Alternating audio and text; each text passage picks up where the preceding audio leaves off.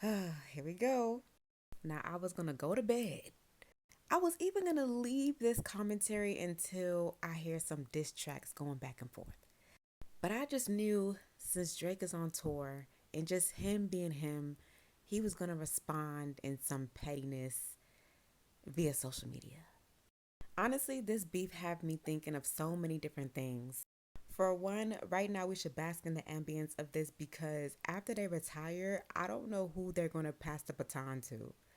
And second, after all is said and done, I feel like every one of these playing members in this beef will still be recognized as an icon or legend in their own right. Okay, so boom, after Metro Boomin and Future dropped their project, but also that bomb of a verse from Kendrick Lamar on that record like that, a lot of people were debating if Drake was even going to respond.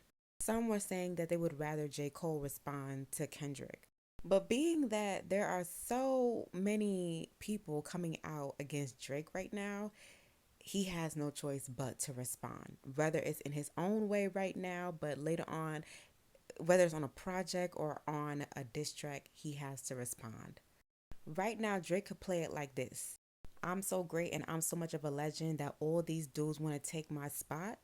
Or, or Drake, you did something behind the scenes, most likely probably with a girl that they do not like, and they had to call you out on your mess.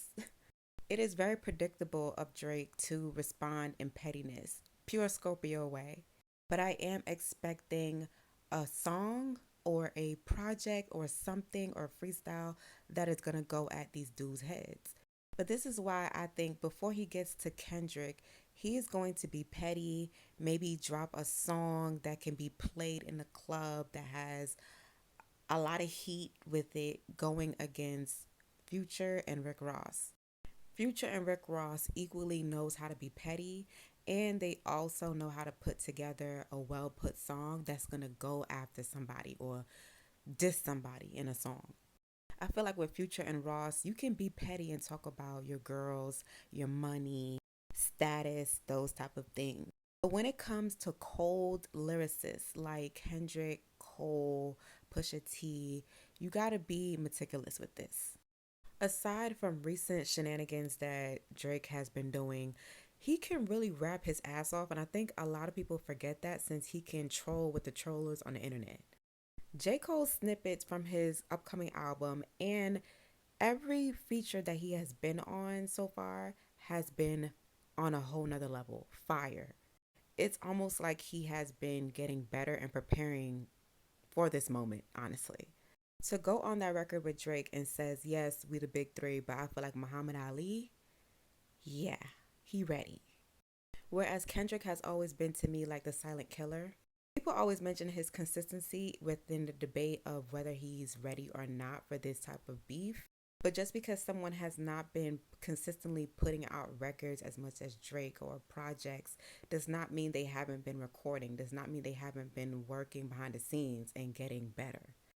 The debates about this beef is going to be forever and a day because one, not only is music and your taste subjective, but two, all of these artists right here, and including Future, has the ability to surprise us.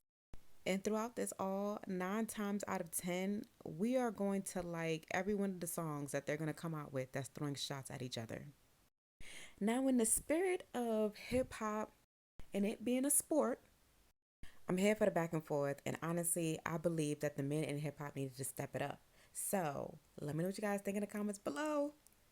Let me know what side you on. If you even on the side. Right now, I'm on the side of hip hop. Period.